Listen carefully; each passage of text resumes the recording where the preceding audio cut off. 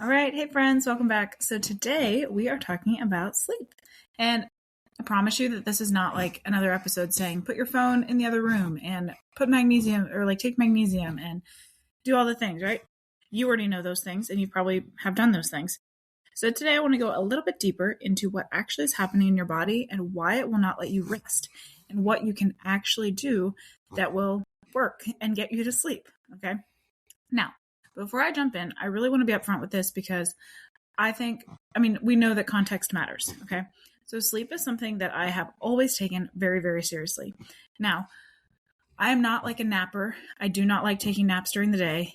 I can probably count like literally on like maybe I've taken 20 in my entire life. And I know that sounds, well, since I'm an adult, and I know that sounds wild, but it's like, I just truly do not enjoy napping. Like in the car, I don't like to nap. On planes, I don't like to nap. Like unless it is nighttime, that's the time I like to sleep. Okay.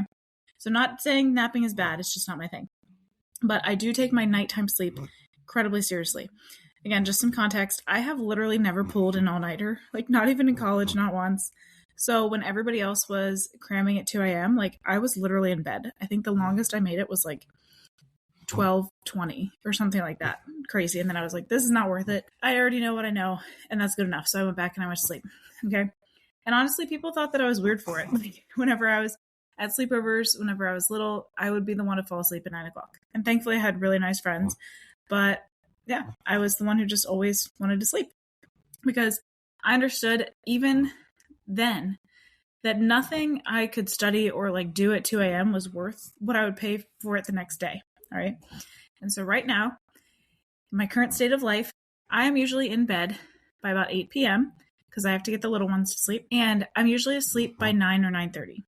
Sometimes I'll stay up a little bit later, like if it's like a special night, we're watching a show or something. But most of the time, it's 9 or 9:30.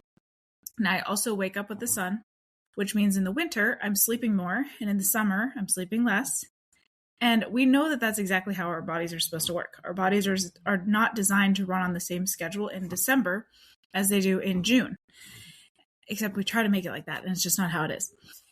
And so I also want to share that my sleep is not perfect, right? You might be thinking, like, wow, she's in bed at 9 o'clock, and she doesn't wake up until, let's say, 6 or 7. That's a lot of sleep, right?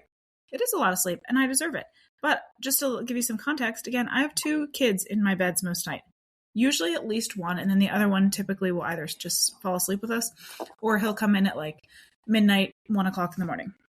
Okay. One is still nursing. And then I have another kid, so 3 kids. And he usually ends up on the floor next to me at some point. And so I'm like, it's like a exercise getting out of my bed whenever I'm done sleeping because I can't step on the kid on the floor. I can't shift the other 2 too much. So it literally is like ninja moves out. I am not talking to you from like some like silent retreat type thing. I am in the thick of it too. But even with that reality, there's things that can make a difference. And that's what we're going to go through today. All right. So we see this all the time. Like the woman who has done everything that the wellness world has told her to do. So you take the right kind of magnesium, right? Because there's different kinds. So you take the magnesium glycinate. It's on the nightstand. Even better if it's like the lotion, right? You put it on your belly, put it on your thighs. Your phone's in the other room. You have blackout curtains, chamomile tea, like you do all the things. But then you're still sitting there at like 11 p.m. and then 2 a.m. and then 4 a.m. and your brain's kind of like running. And you start to think like, what is wrong with me? Like I'm doing all the right things. Why can I not sleep? Well, nothing is actually wrong with you. Your body's doing exactly what a nervous system does when it has decided that it is not safe to go unconscious yet. I know that sounds crazy, but that's literally it. Your body has decided that it is not safe to go unconscious and to sleep because sleep is not a habit problem. Sleep is a safety problem. I mean, you can literally think about this from back in like wild West days, right? If you slept and if this like Lone Ranger came up and you were asleep and you didn't hear him, what happened? He maybe looted your house, he maybe shot you, like who knows what happened, right? Versus if you stayed awake, then you could catch the Lone Ranger before he did those things and therefore stay safe, okay? Now, obviously that's an extreme and most of us are hopefully not living in a space that is an everyday occurrence. But again, our body does not associate or cannot differentiate between the Lone Ranger coming in like looting and stealing versus thinking about all of the things in business, all the things that you have to do on your to-do list, like all of these different things in your life, right? Okay. And so your nervous system will not let your body go fully offline in an environment that it perceives as dangerous. And so for a lot of us, the danger is not something that's like a huge crisis or like, again, like the Lone Ranger coming to shoot up things, but it's literally just maybe thinking like, I didn't finish everything today. Oh, I have to do this. Oh, I need to remember to do this in the morning. Like those little things like that. It's that mental load that never gets to be like released, set down. And so that magnesium certainly helps, because obviously we're not discounting what food, what nutrition, like we're not discounting what those things do for our body, because those are obviously super, super important in order to even have nerves that fire properly to transmit these messages, right? But it does not, that magnesium specifically convince your nervous system that it's okay to let go. Okay, so they're two very different things. Yes, we need the magnesium in order to help quiet it and to help transmit those messages and things like that. But if your subconscious does not believe that it's safe to fall asleep, no matter how much magnesium you throw on there, it's not going to fall asleep, right? Okay, so let's go into a little bit of physiology whenever you wake up at 2 or 3 a.m. and cannot go back to sleep. Because once you understand it, it's going to be like, whoa. All right. So cortisol, remember the stress hormone, naturally rises in the early morning hours. This is good. We need cortisol. So again, remember that. We do not want to have zero cortisol. That's actually super dangerous, not good for us, right? So again, between 2 and 4 a.m., this is where your body starts to like kind of wake up a little bit. It's like, okay, something's coming. Not anytime soon, but like we can start to think about waking up. And most people fall asleep around 10 and wake up around 6 or so. Okay. And so again, this is your body starting to say like, time to wake up. And in a well-regulated system, that rise is really gentle and you sleep right through it. So you go from like the heavy sleep into more of this like lighter sleep. I forgot the word light for a second. And so what happens though, is if your nervous system has been running in this like low grade stress all day or forever, and it has never got the signal that the day was over and that the threat was gone and that you can actually sleep to restore your body, your cortisol spike will actually hit even harder. And your blood sugar may also be dipping, which the body then reads as an emergency and it wakes you up in order to fix it. So this is why so many, especially menopausal women, they wake up at 2 a.m. and they're like, why am I awake? I can't fall back asleep. Honestly, it's sometimes because you're hungry. Okay. And so again, we cannot discount what our physical body is doing and what our subconscious mind is doing. They work hand in hand. Okay. So many, though, focus on the physical body and forget about the subconscious mind, when in reality, again, the subconscious mind is what is working on 95% of what you do, right? And our nervous system literally controls other systems in our body, right? Okay. So this is where not a lot of people talk about with sleep, which is the transition. And again, really just want to reiterate, the reason that I'm speaking about sleep is because sleep is so, so important.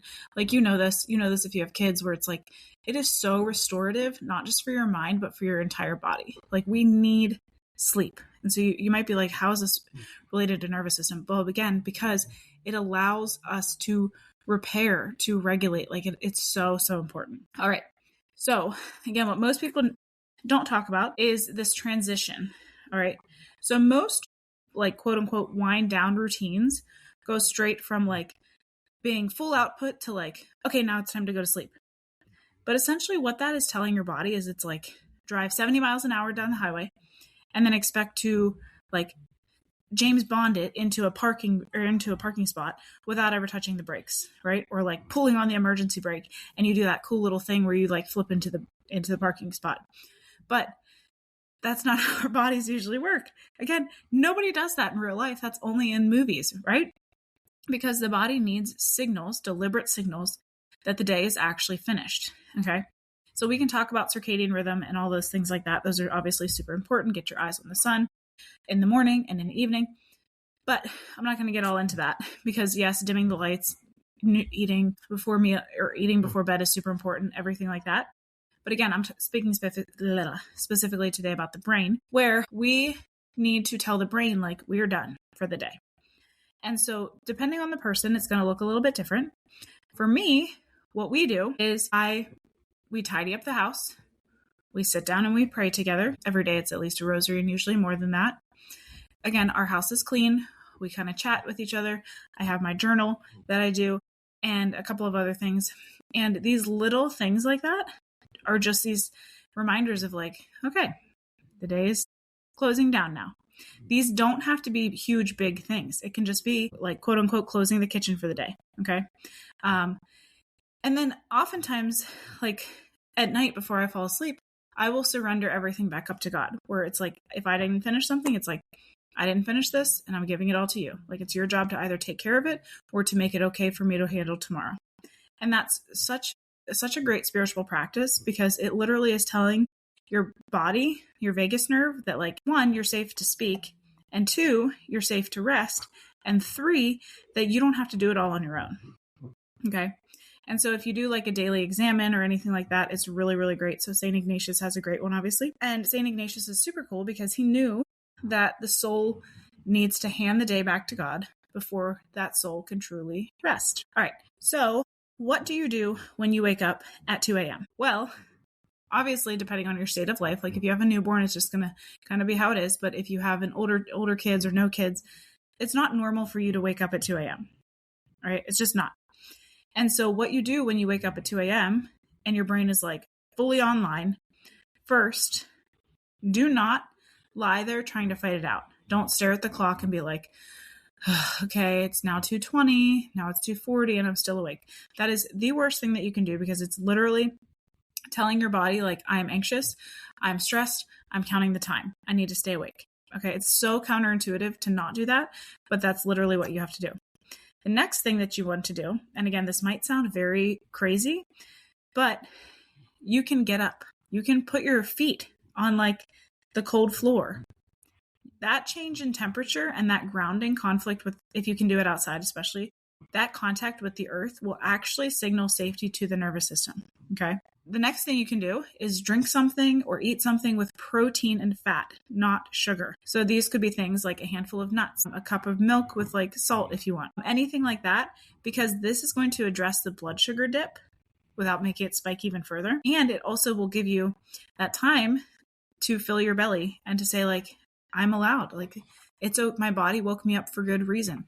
My body is wise. Like having those thoughts are so, so important, and saying them out loud, even in a whisper, literally, again, activates your vagus nerve and calms it down and says like, I'm safe enough to speak. I'm not in danger. Okay. And then after you do those things, so you touch the ground, ideally outside if possible, but I know it's nighttime, so it's not possible for everything. Get something to eat in your body, and then tell yourself like, it's okay. And then you go back to bed. Okay.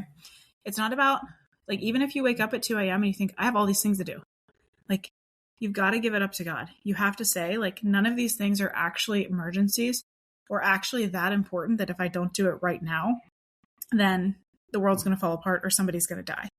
Okay. Like literally that's the definition of an emergency in my book is like, is somebody going to die? Is somebody in immediate danger? If the answer is no, then it's not a true emergency. It's just your body is saying like, this feels like an emergency. Okay. And then when you lay back down, it's 2:15, 2:20 in the morning, you stop looking at the clock. You pray. You just say like, even if I just lay here, this is still rest. I remember I was speaking with a client. She has 9 children and she was like somewhat perimenopausal. So they were thinking that it was that, but it's also what we did is we were like, okay, whenever you wake up, again, get something to eat, put your feet on the ground, and just go back and lay down.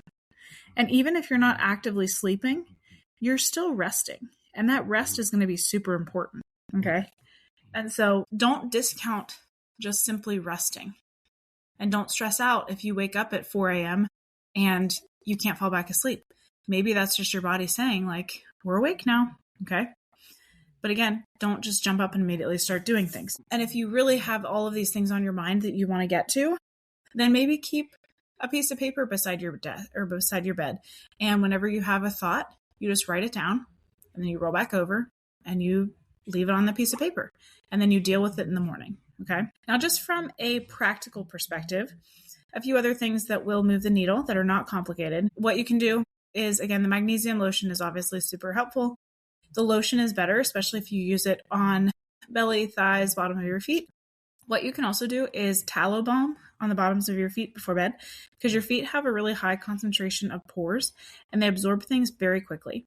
And so the fat-soluble nutrients in good grass-fed tallow will actually help support that skin barrier. And it's almost like a calming routine as well once you get into it. The other big thing that I mentioned is sunlight. Sunlight is huge. So I know it is nice to sleep with the blackout shades and everything like that, but it's actually really screwing up your circadian rhythm. Now, I live in the middle of nowhere. I have literally no neighbors, so I don't have curtains or anything. So the sun comes in, and at night the sun goes down. So my eyes are always seeing it, ideally outside, but even in the cold weather, like I can see when the sun goes up and down. Now, if you live around people, then yes, obviously be prudent about what your windows covering look like. But the ideal is that you would get morning sun within the first 30 minutes of waking up, ideally with the sunrise. Again, actually look in the sun. And then do this before you look at a screen, again, ideally. And remember that intention is always better than perfection. So if you have the intention to go outside and look in the sun, but you like check your phone beforehand, don't stress out. Just try again next time, okay? Because the reason that morning sun is super important is because it sets your circadian rhythm for the whole day. So it is the most powerful sleep tool, and it's totally free. You literally just have to go outside and look at the sun, okay? So because I wake up with the sun most days, that means that in the winter, my body gets more darkness and therefore more sleep. And in the summer, it gets more light and I need less sleep. That's literally the way that God designed us, okay? And for those of you who are co-sleeping, who are nursing, who are functioning on like fragmented sleep, again, it's okay. This is a season. Our bodies are really good. And the goal is not perfect, uninterrupted sleep. Remember, perfection is never, ever the goal. The goal is to keep your nervous system as regulated as possible so that the sleep that you do get is actually restorative, okay? And this means keeping your stress load lower during the day, eating enough, getting outside, moving your body, not treating your body like a machine that is just pushed through, okay? And with that in mind too, there might be some wounds around here that you need to work through. So sometimes people have wounds around sleep because sleep or rest maybe felt really dangerous whenever they were a child.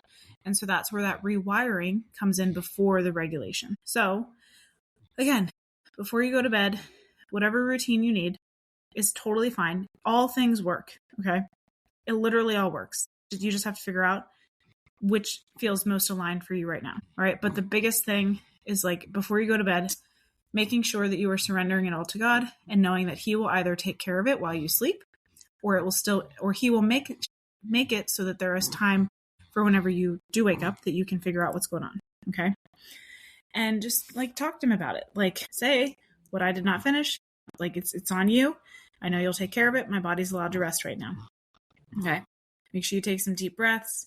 Again, look to the root if you're having trouble with sleep. Maybe there's a past memory that your body is associating with sleep that it feels like it is unsafe, okay? But your body was literally, quite literally, made to sleep, okay? Just like it was made to digest food and move and do all, like grow hair and do all these cool things, okay? But when the body resists it, again, it's something in your system that believes that rest is not safe or that it maybe hasn't been earned, okay? And so again, that belief has a root, and we can talk about the root another day, or you can go back and listen to some other episodes. But like tonight with sleep, just start trusting that God's got this. Even when you're not like actively doing anything, like He's got it. He's going to take care of it. And all you have to do is just show up and trust that He's got this. All right. So let me know how you are sleeping next. Feel free to respond or DM me on Instagram, and I'll see you next time.